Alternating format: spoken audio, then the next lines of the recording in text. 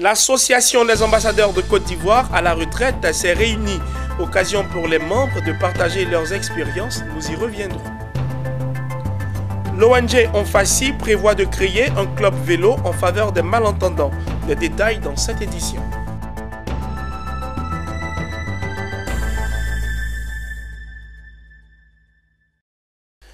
Mesdames et messieurs, bienvenue. Nous ouvrons ce journal en abordant la Coupe d'Afrique des Nations, la CAN 2019, qui bat son plein au Caire, en Égypte. Bonne nouvelle pour les éléphants de Côte d'Ivoire. L'équipe ivoirienne vient de s'offrir son ticket pour le deuxième tour à l'issue de ce match qui l'opposait à la Namibie. Ariane Touré et Tima Traoré nous font le point de l'ambiance qui a prévalu à l'université Félix Houphouët-Boigny d'Abidjan, au village Cannes. Suivez. On les attendait et ils n'ont pas déçu. Ce lundi soir au Caire, les coéquipiers de Nicolas Pépé ont remporté leur troisième et dernier match de poule face à la Namibie 4-1. Mais que de suspense ici, au village Cannes de l'université Félix Houphouët-Boigny de Cocody, en présence de plusieurs membres du gouvernement ivoirien. Ils savent nous faire languir, mais le plus important pour nous, c'est les résultats. Et donc là, 2-0 déjà en ce moment, nous sommes très satisfaits. Nous leur demandons de continuer sur la même lancée. Ce qu'on leur demande, c'est de jouer, c'est de se battre pour la Côte d'Ivoire, c'est de savoir que les Ivoiriens les attendent et que toute la jeunesse mobilisée ici, ainsi que dans l'ensemble du pays, attend que les choses se passent très bien. La Libération, l'équipe de la Côte d'Ivoire assure sa qualification pour les huitièmes de finale de la Coupe d'Afrique des Nations. Je suis fier de mes frères. Je sais que cette année 2019, la Côte d'Ivoire prenait cette coupe. Je dis à mes frères, croyez en Dieu, parce que je sais, c'est la foi qui joue. Le début a été un peu timoré, mais la puissance est montée au fur et à mesure. Et nous savions depuis le départ que ce match était un match de gala pour nous, parce que nous avions depuis le départ les 3 points dans la poche avant de jouer le match.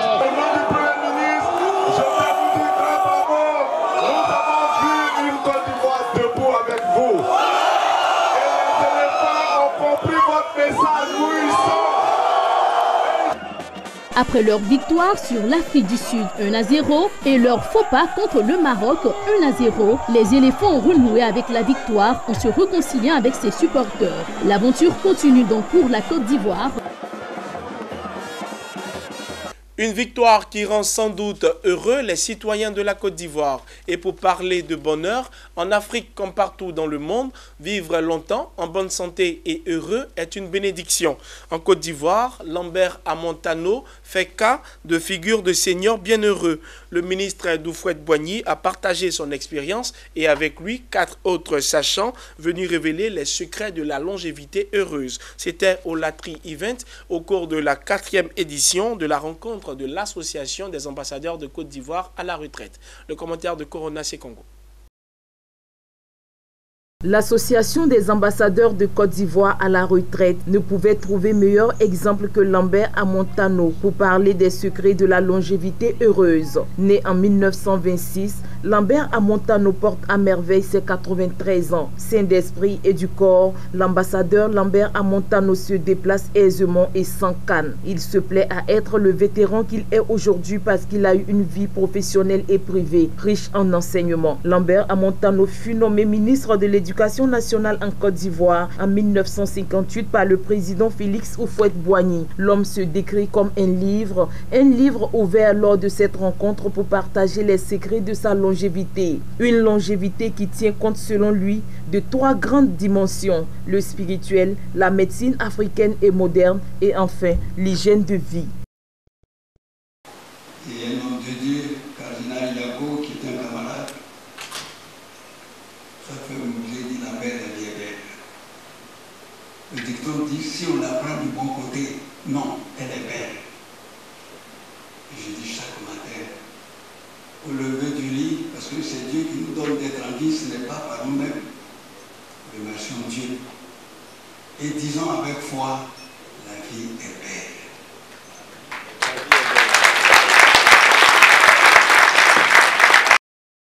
À côté du ministre Lambert Amontano, 4 autres panélistes ont révélé d'autres secrets d'une longévité heureuse. Il s'agit de Hélène Diarra, présidente directrice générale du FIDRA, Saliou Bakayoko, directeur général de Sounou Assurance Vie, Cheikh Soumaoro de TP Nzinkan et Dr Diarra Aruna, président du Conseil de l'Ordre national des pharmaciens de Côte d'Ivoire.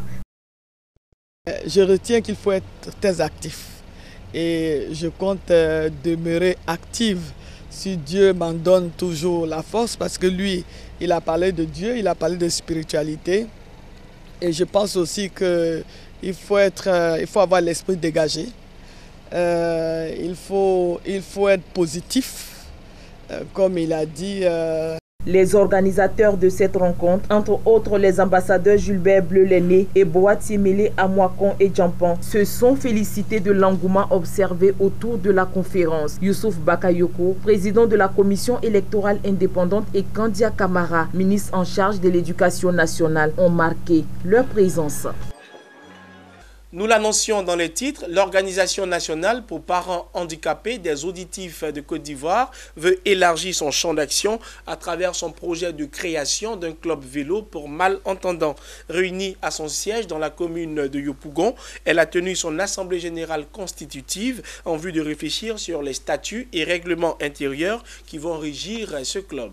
Le reportage de Canon Fulgence et Richard Akeke, commenté par Ariane Touré.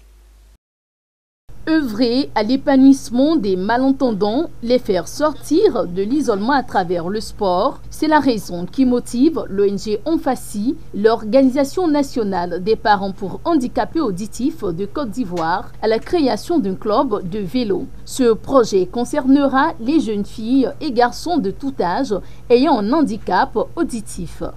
Le vélo, en l'introduisant dans le monde des malentendants, sourds, muets et sourds-muets, parce qu'il y a toutes ces catégories là-dedans, c'est pour les amener à un meilleur épanouissement social, les amener à faire comme les autres jeunes, leur donner une meilleure santé en pratiquant le vélo. Et on a constaté que les malentendants, les sourds et les sourds-muets sont des gens un peu reclus dans leur coin parce qu'ils ne savent pas avec qui parler. Et donc, c'est un élément qui va leur permettre de sortir d'eux-mêmes pour s'exprimer.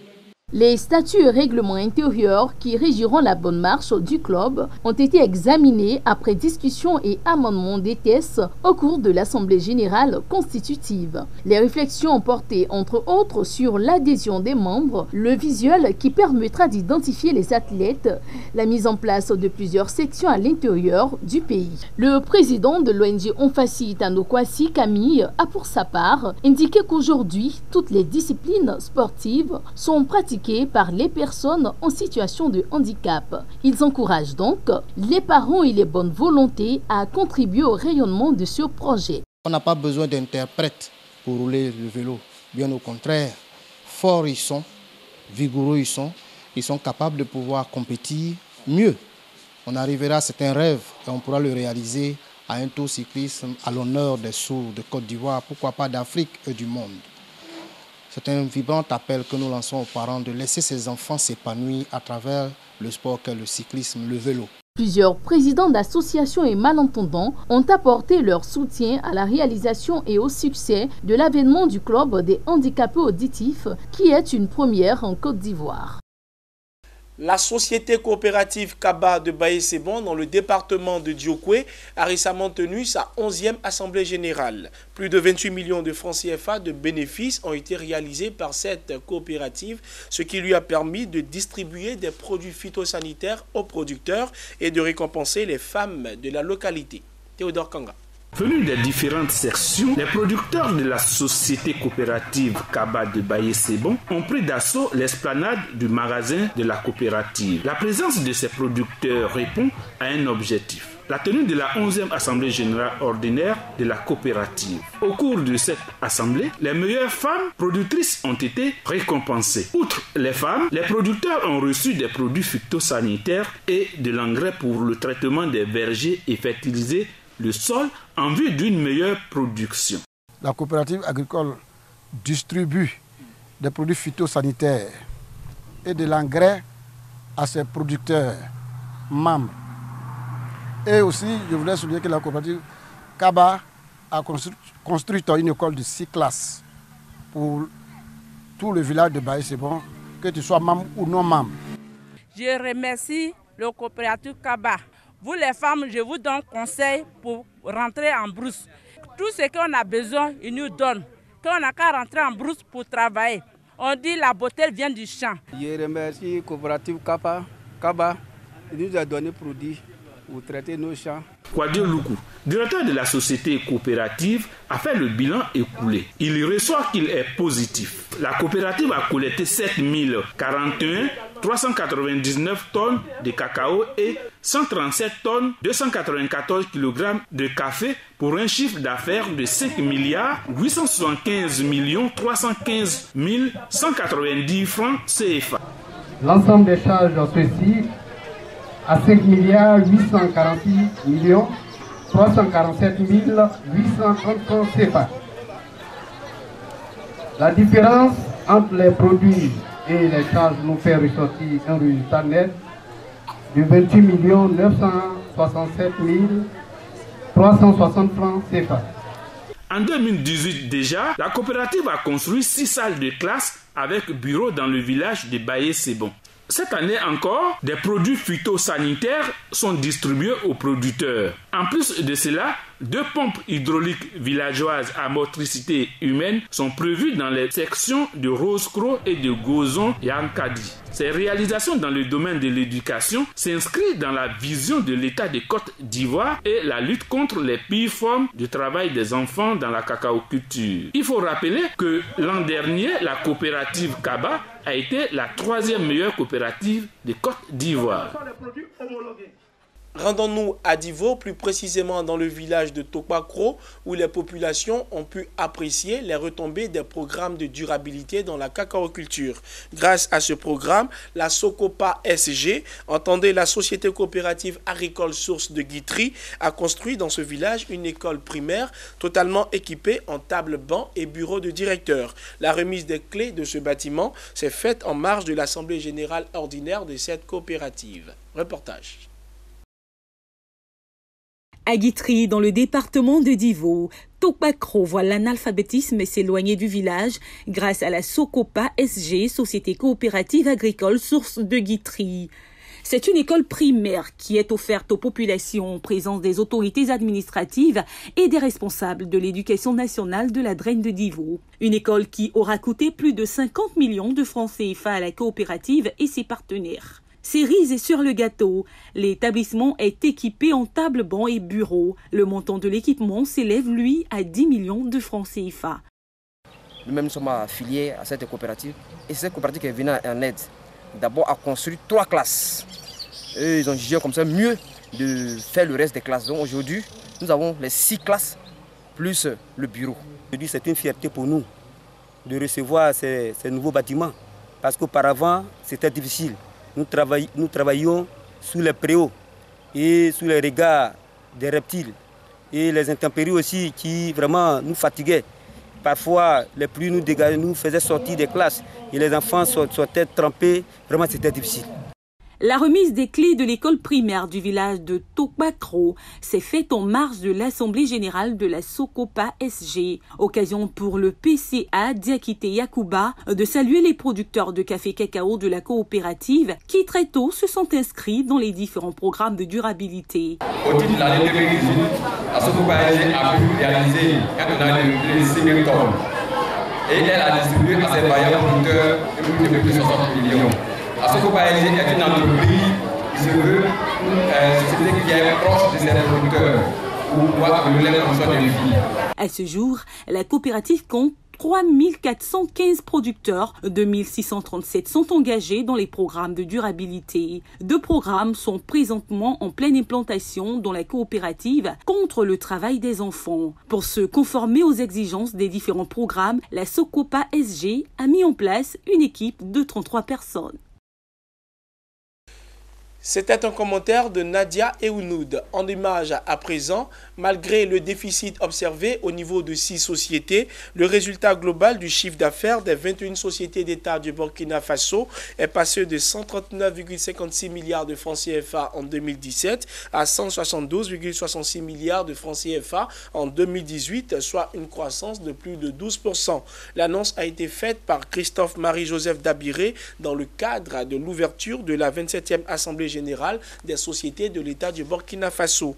Le Premier ministre a rappelé le contexte particulier de l'année 2018, marqué par une situation sécuritaire fragile dans le pays. Aussi, 481 emplois ont été créés sur la période sous revue et la contribution de ces entreprises publiques au budget de l'État s'est accrue de plus de 55 milliards de francs CFA.